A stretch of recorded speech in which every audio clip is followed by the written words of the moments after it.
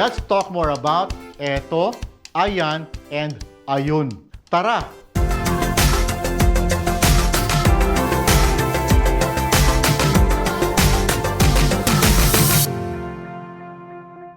Kumusta po kayo? Welcome back. This is part 11 of our continuing lesson on the Tagalog demonstrative pronouns or panghalip pamatlig. When I started discussing this subject, I didn't realize that it will take this long. But there's just a lot to talk about the Tagalog demonstrative pronouns. We are still on the fifth category of the Tagalog demonstrative pronouns, the existential demonstrative pronouns, HETÓ, AYÁN, and AYÓN. If you have missed any of the previous videos, please do check them out so that this current video will make sense to you. The links are in the description box down below. In the last video, we have learned that existential demonstrative pronouns are used to point out the existence of a subject. From my gesture, you can understand why other linguists also call these pronouns as presentative pronouns. HETÓ, AYÁN, AYÓN. We have learned that there are a number of instances when to use the existential demonstrative pronouns like number 1, when pointing out the existence of a subject. Number 2, when presenting a subject. Number 3, when capturing the presence of a subject moving from one location to another, which we have tackled in the last video. Number 4, when pointing out the existence of a subject as a response to a question.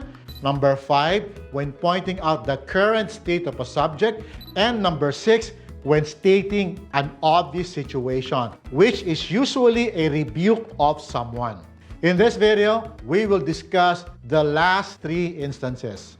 But before we do that, please be sure that you are subscribed if you're still not by simply clicking on the subscribe button and the bell notification button so you'd be updated of new videos. Alright? So now, on to our simple sample sentences. Let's begin with the 4th instance when conveying the existence of a subject as a response to a question.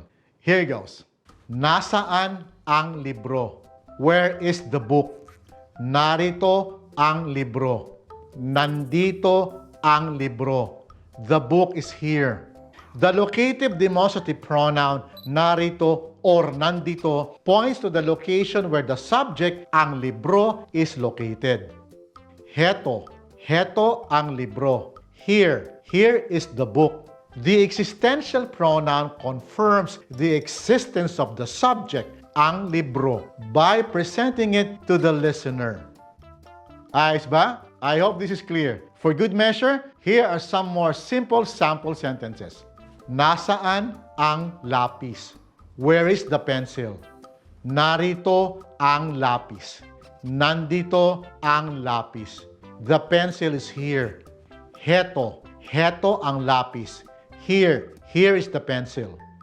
Nasaan ang mansanas? Where is the apple? Nariyan ang mansanas. Nandiyan ang mansanas. The apple is there. Ayan. Ayan ang mansanas. There. There is the apple. Nasaan ang kotse? Where is the car? Naroon ang kotse. Nandoon ang kotse. The car is over there. Ayon. Ayon ang kotse. Over there. Over there is the car. Ayos ba? I hope our simple sample sentences are clear in demonstrating the qualities of the existential demonstrative pronouns. Now, let's get it on with our 5th instance on when to use the existential demonstrative pronouns. And that is when pointing out the current state of a subject. This situation usually happens as a response to a question on how someone is doing, like the question, Kumusta ka? How are you? Or Kumusta si Peter? Or anyone. Let's try it with these simple sample sentences. Kumusta ka na? How are you now? HETÓ, pareho pa rin. In this case, HETÓ can mean right here, right now, or in my current situation. Its usage here doesn't have a direct translation to English. The response is stating what is obvious from the point of view of the speaker. So, the response can contextually mean, right here, right now, I'm just the same. Got it? Kumusta ka na? Heto, may sakit. Right here, right now, I'm sick. Kumusta ka na? Heto, tumataba. Right here, right now, I'm getting fat. Kumusta ka na? Heto, walang trabaho. Right here, right now, I'm jobless. Kumusta ka na? Heto, nagpapahinga. Right here, right now, I'm resting. Kumusta ka na? Heto, nag-iisa. Right here, right now, I'm alone. Ayos ba?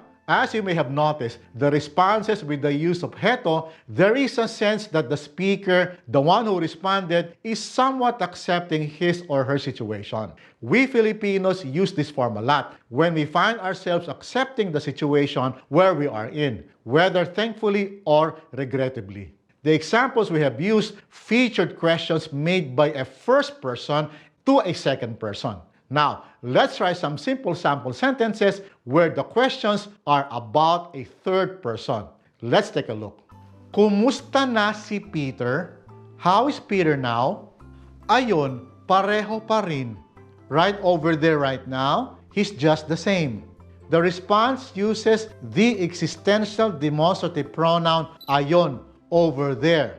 Contextually, it would translate as right over there right now or right over there currently.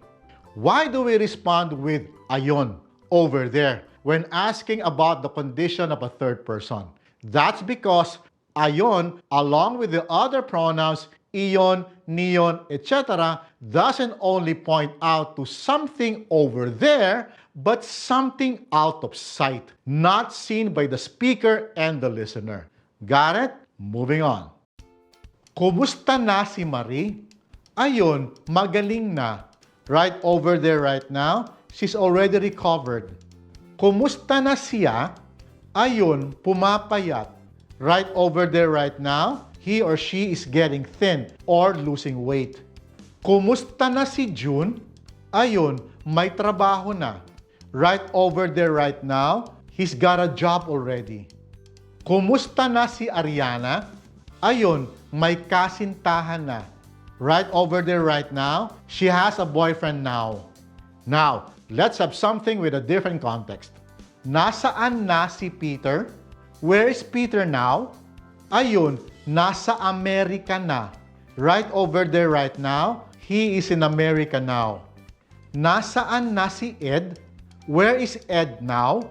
Ayun, nasa probinsya na. Right over there right now, he's in the province now. Ayos ba? Are you getting it? I hope you're learning something new today. And if you are, please make sure to hit the like button because that's gonna help this channel a lot. All right? Now, let's talk about the sixth instance when to use the existential demonstrative pronouns. And that is when stating an obvious situation, which is usually a rebuke of someone. Here are some simple sample sentences. Ayan, matigas kasi ang ulo mo. There, because you're hard-headed. Or, that's what you get for being stubborn. The context here is that the speaker is rebuking the listener and pointing out an obvious situation the listener is in.